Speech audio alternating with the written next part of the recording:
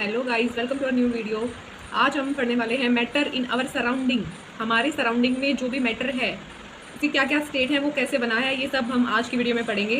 तो मैटर जो है, हम अपने सराउंडिंग में जो भी चीज़ें देखते हैं उसमें क्या, matter is made up of particle. Matter जो है ना, वो किससे मिलके बना है? पार्टिकल से मिलके बना है। मैटर का मतलब क्या है? यहाँ पे हमारे सराउंडिंग में हम जो भी मटेरियल देख रहे हैं उस मटेरियल को साइंटिफिक लैंग्वेज में हम क्या बोल देते हैं? मैटर।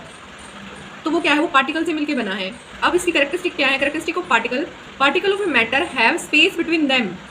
जो पार्टिकल है ना, अब हमने यहाँ बताया है कि मैटर है जो पार्टिकल से मिलके बना है। अब उन पार्टिकल के बारे में हम देख रहे हैं कि पार्टिकल के पास क्या क्या फीचर्स हैं, क्या क्या उसकी कैरेक्टरिस्टिक हैं।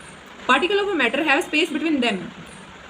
जो पार्टिकल हैं उनके बीच में क्या होता है? स्पेस होता है। Particle of matter are continuously moving. जो पार्टिकल हैं वो क्या करते हैं? कॉन्टिन्यूसली मूव करते रहते हैं। Particle of matter attract each other. और जो पार्टिकल्स हैं वो क्या करते हैं? एक दूसरे को अट्रैक्ट करके रखते हैं, मीन्स उनके बीच में कोई फोर्स लग रहा होता है।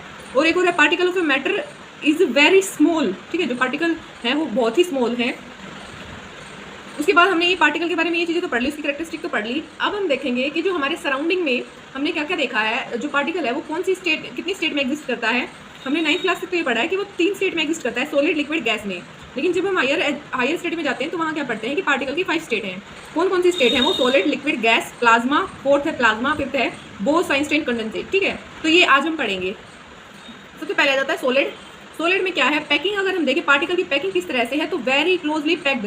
Particle are very closely packed. Liquid में क्या होता है? Less closely packed. लिक्विड में आपने देखा, जैसे फॉर एग्जांपल हम वाटर या मिल्क, कोई भी लिक्विड एग्जांपल ले लेते हैं, तो उसमें पार्टिकल की पैकिंग कैसी होती है? वो लेस क्लोजली पैक्ड होते हैं एज कम्पेयर सॉलिड। और गैस में क्या होता है? वेरी लेस क्लोजली पैक्ड, या फिर हम कह सकते हैं लूजली पैक्ड है, या फिर हम कह सकते हैं क्या कि वो क्लोज पैक्ड तो है नहीं, वो लूजली पैक्ड है। ठीक है, उसके बाद आ जाता है inter particle distance. Inter particle distance का मीन्स क्या है? दो पार्टिकल के बीच में कितना डिफरेंस है। तो यहाँ पे सॉलिड में अगर हम देखें तो पार्टिकल के बीच में बहुत ही स्मॉल, थोड़ा सा ही गैप होता है। और लिक्विड में क्या होता है? Large then solid. लिक्विड में जो गैप होता है वो सॉलिड से ज़्यादा होता है, लेसर देन गैस। और गैस में जो स्पेस होता है ना वो बहुत ज़्यादा होता है। एक बार हम इसका एक डायग्राम देख लेते हैं किस तरह से है। सपोज इट ये कोई भी सॉलिड है और इसमें पार्टिकल की अरेंजमेंट किस तरह से होती है? कुछ इस तरह से होती है।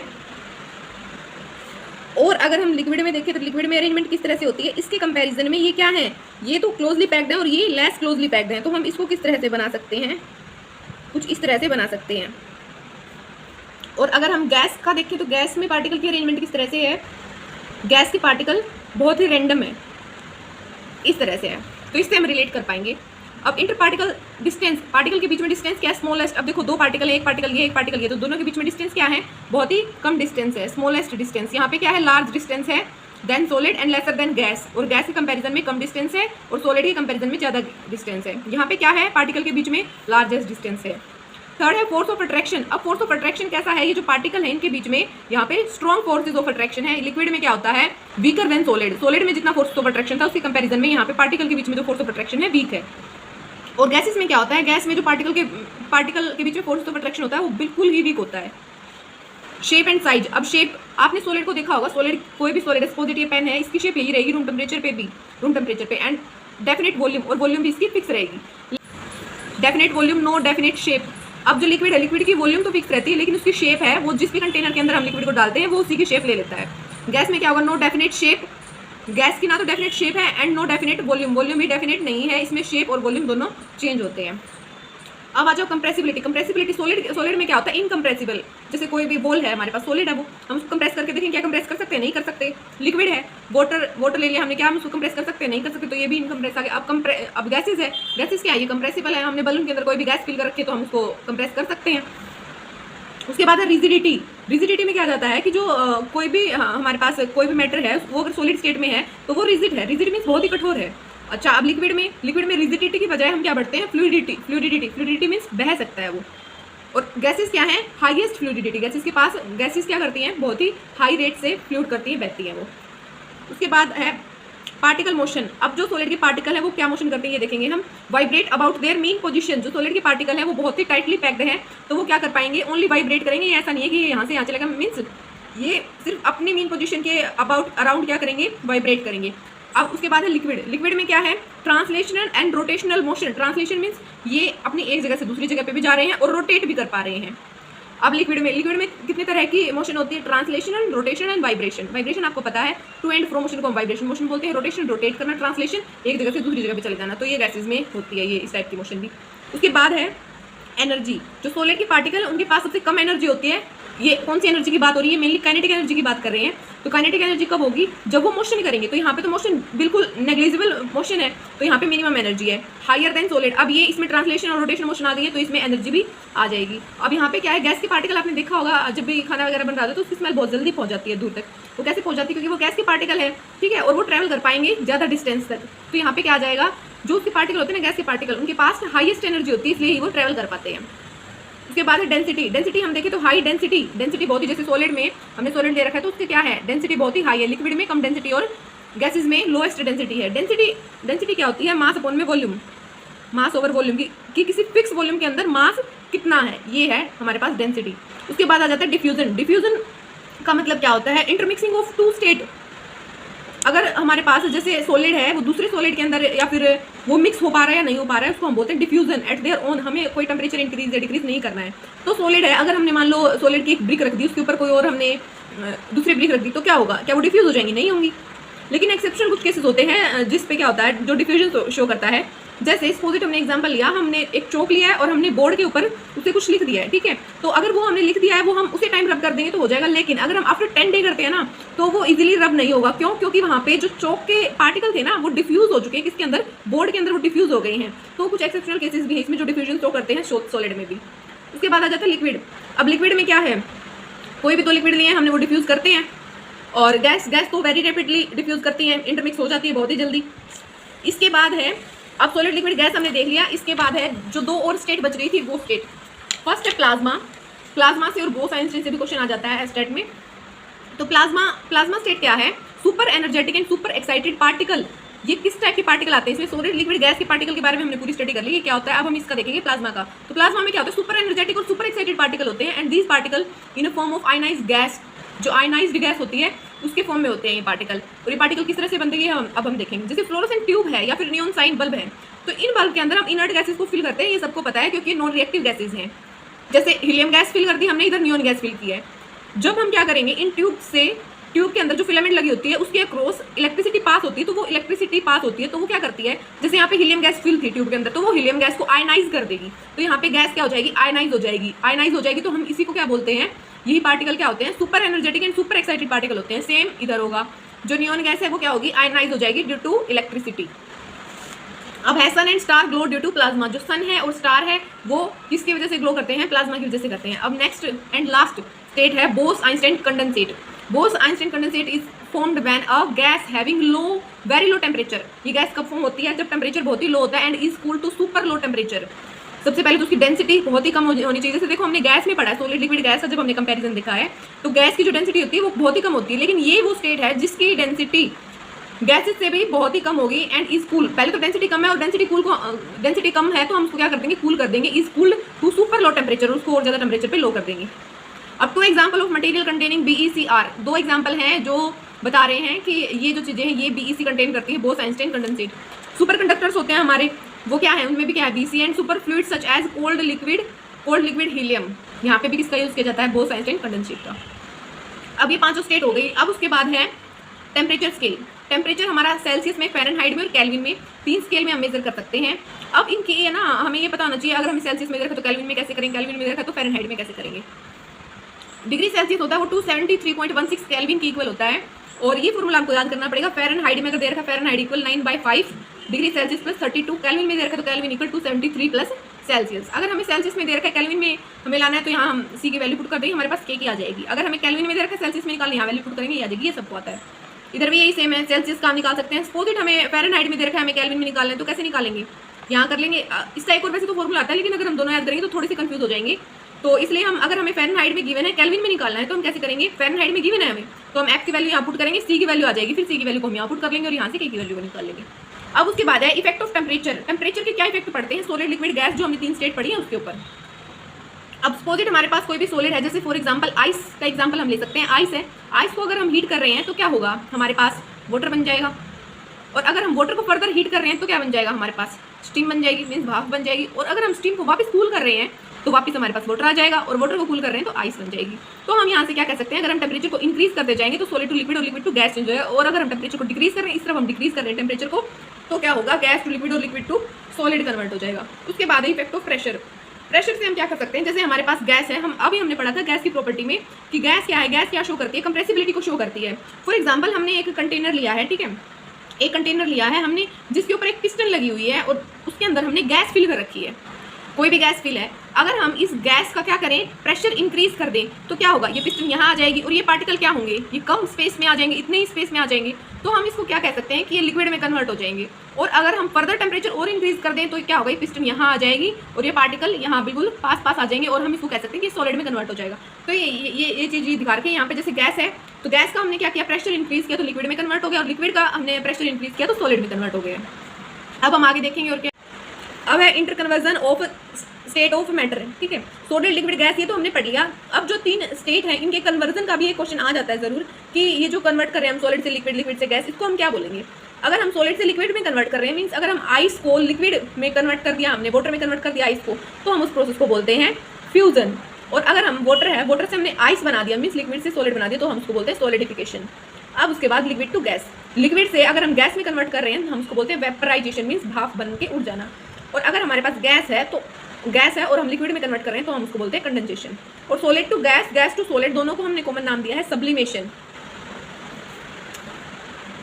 उसके बाद बहुत ही इंपॉर्टेंट सा टॉपिक है, इसमें से प्रीवियस ईयर में क्वेश्चन पूछे भी गए हैं एस्टेट के, तो एक बार हम इसको पढ़ेंगे, लेटेंट हीट ऑफ फ्यूजन। अब ये लेटेंट हीट ऑफ फ्यूजन क्या है, अभी तो हमने ये तो पढ़ लिया कि सॉलिड से लिक्विड चेंज करने को हम ये बोलते हैं। अभी हम थोड़ा सा इसके अंदर पढ़ेंगे कि होता क्या है एक्चुअल में। फॉर एग्जाम्पल हमारे पास हमने सॉलिड स्टेट में है, आइस ली है और यहाँ हमने क्या किया, हमने इसको हीट दी। अब ये सबको पता है कि आइस है, आइस को अगर हम हीट कर रहे हैं तो लिक्विड में कन्वर्ट होगा, मीन्स वाटर में कन्वर्ट होगा, और इस प्रोसेस को हम क्या बोलते हैं, फ्यूजन प्रोसेस। और लिक्विड से सॉलिड में कन्वर्ट करना, सॉलिडिफिकेशन। तो अगर हमने सॉलिड को हीट किया तो लिक्विड में कन्वर्ट हो गया और लिक्विड में कन्वर्ट हो गया। अब देखो जो सॉलिड है हमारे पास, जो आइस है उसका टेम्परेचर क्या था, आइस का टेम्परेचर क्या होता है, freezing point of water 0 degree Celsius. अगर हमने उसको हीट दी, कुछ हीट देने के बाद वो लिक्विड में चेंज हो गया, और क्या है, उस जो वाटर है, जो लिक्विड है, उसका टेम्परेचर भी सेम है 0 डिग्री सेल्सियस, यहाँ पे भी 0 डिग्री सेल्सियस, दोनों जगह पे टेम्परेचर सेम है। तो हम यहाँ अगर हम ये सोचें कि जो हमने हीट दी है, यहाँ पे इतनी देर से हमने हीट दे रहे हैं, वो हीट जा कहाँ रही है, अगर टेम्परेचर सेम है तो, क्योंकि अभी तक हमने पढ़ा है अगर हम हीट दे रहे हैं तो टेम्परेचर क्या होगा, इंक्रीज हो जाएगा। अगर हमने मान लो सपोज 10 डिग्री सेल्सियस वाटर लिया है, तो अगर हम उसको हीट देते जा रहे हैं तो 11 डिग्री हो जाएगा, फिर 12 हो जाएगा, 13 चलता जाएगा। लेकिन यहाँ क्या हो रहा है, 0 से 0 ही रह रहा है हीट देने के बाद भी। तो यहाँ ये क्वेश्चन एराइज होता है कि वो हीट जा कहाँ रही है, तो वो हीट किस में जा रही है, जो सॉलिड के पार्टिकल के बीच में डिस्टेंस बहुत ही कम था, या फिर हम कह सकते हैं फोर्स ऑफ अट्रैक्शन बहुत ही स्ट्रॉन्ग था, उस फोर्स ऑफ अट्रैक्शन को ओवरकम करने के लिए यूज हो रही है। मीन्स सॉलिड में हमने क्या पढ़ा था कि सॉलिड के जो पार्टिकल हैं वो बहुत ही पास पास हैं, और जो लिक्विड के पार्टिकल हैं, लिक्विड के पार्टिकल कैसे हैं, वो पार्टिकल दूर दूर हैं। तो इन पार्टिकल के बीच में जो गैप था ना, यहाँ पे बिल्कुल भी नहीं था। इन पार्टिकल को दूर करने में जो एनर्जी लगी वही है यहाँ पे लेटेंट हीट ऑफ फ्यूजन। ये जो एनर्जी हम बोल रहे थे कि ये हम हीट दे रहे हैं, कहाँ जा रही है, ये इस चीज़ में ही जा रही है, ये जो फोर्स ऑफ अट्रैक्शन है इसको ओवरकम करने में यूज हो रही है। तो इसकी डेफिनेशन हम देखें तो क्या हो जाएगा, the amount of heat energy is required to convert 1 kg of solid into liquid at atmospheric pressure at melting point. तो ये हो गई हमारी 1 kg सॉलिड को कन्वर्ट करने में जितने हीट की रिक्वायरमेंट होती है उसको बोलते हैं लेटेंट हीट ऑफ फ्यूजन। और latent heat of fusion of ice, ice की अगर हम देखें लेटेंट हीट ऑफ फ्यूजन वो क्या होती है, 3.3 इंटू 10⁵ जूल पर kg। मीन्स जो हमने यहाँ पे हीट दी है ना, अगर हमारे पास आइस है, आइस को अगर हम लिक्विड में कन्वर्ट कर रहे हैं तो हमें इतनी एनर्जी चाहिए 3.347 इंटू 10⁵ जूल पर kg। इसको अब उसके बाद आ जाता है latent heat of vaporisation. Latent heat of vaporisation में क्या है, ऊपर वाले में हमने देखा है हम आइस को वाटर में कन्वर्ट कर रहे हैं, यहाँ हम क्या करेंगे, वेपोराइजेशन। वेपोराइजेशन क्या था, लिक्विड को गैस में कन्वर्ट करना। तो यहाँ क्या हो जाएगा, हमने लिक्विड लिया है, कोई भी वाटर लिया है 1 kg, उसको हम गैस में कन्वर्ट कर रहे हैं। यहाँ पे भी सेम कॉन्सेप्ट है कि जो 100 डिग्री सेल्सियस पे हमने वाटर लिया था उसका जो टेम्परेचर है वो सेम है हीट देने के बाद भी। तो वो हीट कहाँ जा रही है, वो जो फोर्स ऑफ अट्रैक्शन था पार्टिकल का उसको ओवरकम करने में यूज हो रही है, तो हम उसको बोल देंगे लेटेंट हीट ऑफ वेपोराइजेशन। और यहाँ पे हमने वैल्यू पढ़ी थी 3.3 इंटू 10⁵ जूल पर kg थी, और इसकी जो वैल्यू है इसकी ज़्यादा होगी। लेटेंट हीट ऑफ वेपोराइजेशन क्या होगा, 22.59 इंटू 10⁵ जूल पर kg। मतलब 1 kg लिक्विड को गैस में कन्वर्ट करने के लिए 23 कह सकते हैं हम, 23 इंटू 10⁵ जूल एनर्जी का यूज होगा। और अगर हम कैलोरी में देखें तो हो जाएगा 540 किलो कैलोरी पर kg। अब उसके बाद हम देख रहे हैं एक बार ये 2 पॉइंट्स हैं। अब ये क्वेश्चन आया भी हुआ था कि लेटेंट हीट ऑफ फ्यूजन ज़्यादा होगा या फिर लेटेंट हीट ऑफ वेपोराइजेशन। तो यहाँ पे हम देख सकते हैं कि लेटेंट हीट ऑफ वेपोराइजेशन ज़्यादा है, वो 3.3 है, यहाँ पे 22 है, तो ये ज़्यादा है हमारे पास। अब है impurity increases the boiling point of the liquid. अब हमको पता है जैसे हमारे पास वाटर है तो वाटर का बॉइलिंग पॉइंट क्या होता है 100 डिग्री सेल्सियस होता है। अगर हम उसके अंदर इम्प्योरिटी को ऐड कर दें तो क्या होगा, उसका बॉइलिंग पॉइंट जो है वो इंक्रीज हो जाएगा। और ऐसे ही हमारे पास फ्रीजिंग पॉइंट के लिए है, अगर हम लिक्विड के अंदर कोई भी इम्प्योरिटी ऐड कर रहे हैं तो क्या होगा, उसका फ्रीजिंग पॉइंट डिक्रीज हो जाएगा। जो वाटर था उसका फ्रीजिंग पॉइंट क्या था, हमारे पास 0 डिग्री सेल्सियस था, अगर हमने इम्प्योरिटी ऐड कर दी तो उसका जो फ्रीजिंग पॉइंट है वो माइनस हो जाएगा, माइनस में आ जाएगा। अब उसके बाद लास्ट टॉपिक बच जाता है इवेपोरेशन। इवेपोरेशन में सबको पता है इवेपोरेशन क्या होता है, लिक्विड को गैस में कन्वर्ट करना जो है हम उसको इवेपोरेशन बोलते हैं। बिलो बॉइलिंग पॉइंट तक हमें रीच नहीं करना है, ऐसा नहीं है कि हम 100 डिग्री सेल्सियस तक कर रहे हैं तब लिक्विड गैस में कन्वर्ट हो रहा है, नहीं। यहाँ पे क्या है, बिलो बॉइलिंग पॉइंट से नीचे ही होना चाहिए और लिक्विड गैस में कन्वर्ट हो जाए। यहाँ पे क्या है, फैक्टर अफेक्टिंग इवेपोरेशन। अब इवेपोरेशन का क्या है, जैसे हमने बहुत ही पुराना एग्जांपल है कपड़ों का सूखना, ठीक है, कपड़े सूख रहे हैं तो ये क्या है, इवेपोरेशन है। अब इस चीज़ को जो इवेपोरेशन हो रहा है इसको ये कौन से फैक्टर पे डिपेंड करता है या फिर इसको कौन से फैक्टर अफेक्ट करते हैं। सरफेस एरिया अफेक्ट करता है। अगर हमने क्लोथ्स को हमने क्या कर दिया, फोल्ड करके रखा हुआ है तो क्या होगा, वहाँ पे रेट ऑफ इवेपोरेशन बहुत कम हो जाएगा। As we increase the surface area of the clothes the rate of evaporation also increases. Second है increase in the temperature. If there is increase in the temperature, the rate of evaporation is also increases, and if the temperature is decreases, then the rate of evaporation is also decreases. Means गर्मियों के time पे कपड़े जल्दी सूख जाते हैं, सर्दियों के टाइम पे जल्दी नहीं सूखते हैं। क्यों? क्योंकि टेम्परेचर कम होता है तो रेट ऑफ इवेपोरेशन भी डिक्रीज हो जाता है। ये सेम ऐसे ही है डिक्रीज इन ह्यूमिडिटी। अगर ह्यूमिडिटी कम है तो क्या होगा, जल्दी कपड़े सूख जाएंगे, rate of evaporation increases. Wind speed, if wind speed increases rate of evaporation also increases. अब नेचर ऑफ लिक्विड यहाँ पे क्या बताना चाह रहा है, जैसे वाटर है, वाटर इजीली इवेपोरेट हो जाता है, लेकिन बहुत सी चीज़ें जैसे ऑयल है, ऑयल जल्दी से इवेपोरेट नहीं होता। तो ये लिक्विड का जो नेचर है ना उस पर भी इवेपोरेशन डिपेंड करता है कि रेट ऑफ इवेपोरेशन क्या होगा, ये नेचर ऑफ लिक्विड पे भी डिपेंड करेगा। अब इवेपोरेशन है, इवेपोरेशन कोज कूलिंग, इवेपोरेशन की वजह से कूलिंग भी होती है। ये पॉइंट देखेंगे एक बार हम कैसे होती है। We sprinkle water on the roof in summer, हम क्या करते हैं, छत पे पानी डाल देते हैं इन समर के टाइम पे, क्योंकि हमको पता है कि इवेपोरेशन से कूलिंग हो रही है। इनको हम एक बार पढ़ेंगे डिटेल में। Pouring of acetone on palm, अब हमने ये देखा होगा एसीटोन क्या होता है, जो नेल पेंट रिमूवर होता है वो हम यूज़ कर सकते हैं। अगर हमने अपने पाम पे एसीटोन रख लिया है तो क्या होगा, हमारी जो पाम है हमें कूल फील होगा। कूल फील क्यों हो रहा है यहाँ पे, इवेपोरेशन की वजह से। अब इवेपोरेशन कैसे हो रहा है ये हम समझते हैं एक बार। सपोज इट हमने अपनी पाम पे एसीटोन रखा, एसीटोन रखने के बाद क्या होगा, जो थोड़ा सा एसीटोन रखा है वो हमारी पाम से हीट को एब्जॉर्ब कर लेगा, ठीक है, हीट को एब्जॉर्ब करके क्या हो जाएगा, इवेपोरेट हो जाएगा। और जहाँ भी इवेपोरेशन होती है वहाँ कूलिंग होती है। अब जैसे पाम से हीट को एब्जॉर्ब कर लिया, अब जहाँ से भी हम हीट को रिमूव कर रहे हैं, एब्जॉर्ब कर रहे हैं, वहाँ क्या होगा, कूल तो होगा ही। तो ये उसी का एग्जाम्पल है, सब में सेम एक्सप्लेनेशन आएगी। Why do we wear cotton cloth in summer, अब समर में हम कॉटन क्लॉथ क्यों डालते हैं, ये भी इसमें भी यही सेम एक्सप्लेनेशन है। We see water droplet on glass tumbler containing ice cube, अब यहाँ पे है हमने एक ग्लास लिया है उसके अंदर हमने आइस क्यूब डाल रखे हैं, हमने देखा है कि उस ग्लास के बाहर वाटर ड्रॉपलेट आ जाते हैं। वो वाटर ड्रॉपलेट क्यों आ जाते हैं, क्योंकि ये जो आइस है उसका टेम्परेचर क्या है, 0 डिग्री सेल्सियस। तो क्या है, ग्लास है जो टम्बलर है उसके सराउंडिंग भी क्या होगा, टेम्परेचर 0 डिग्री सेल्सियस ही होगा। और जो हमारी सराउंडिंग में जो भी गैसेज हैं, अगर हम उनको 0 डिग्री सेल्सियस टेम्परेचर कर देते हैं तो क्या होगा, वो गैसेज कंडेंस हो जाएगी। जैसे कि हमने यहाँ पे देखा भी था कि गैस को अगर हम लिक्विड में कन्वर्ट कर रहे हैं तो इस प्रोसेस को क्या बोलते हैं, कंडेंसेशन। तो क्या होगा, वो गैस जो है वो वहाँ से कूलिंग लेगी और कूल होके वो क्या हो जाएगी, लिक्विड में कन्वर्ट हो जाएगी, तो वो वाटर ड्रॉपलेट वहाँ से आ जाते हैं। नेक्स्ट है surgeon spray ether on skin before performing minor surgery. अब जो सर्जन है वो क्या करते हैं, ईथर को स्प्रे करते हैं स्किन पे कोई भी सर्जरी करने से पहले। यहाँ पे भी वही है, कूलिंग इफेक्ट करने के लिए करते हैं ये भी। Ice rubbed on burnt part of skin, अगर हमारी स्किन पे कोई भी पार्ट बर्न कर रहा है तो क्या करते हैं हम उस पर आइस रब करते हैं। आइस रब क्यों करते हैं, ताकि कूल फील करें। तो जहाँ भी इवेपोरेशन का प्रोसेस होता है, लिक्विड से गैस में अगर कोई भी लिक्विड चेंज हो रहा है तो क्या होगा, इवेपोरेशन होगा। इवेपोरेशन की वजह से क्या होगा, कूलिंग इफेक्ट आएगा। आज का लेक्चर यहीं तक।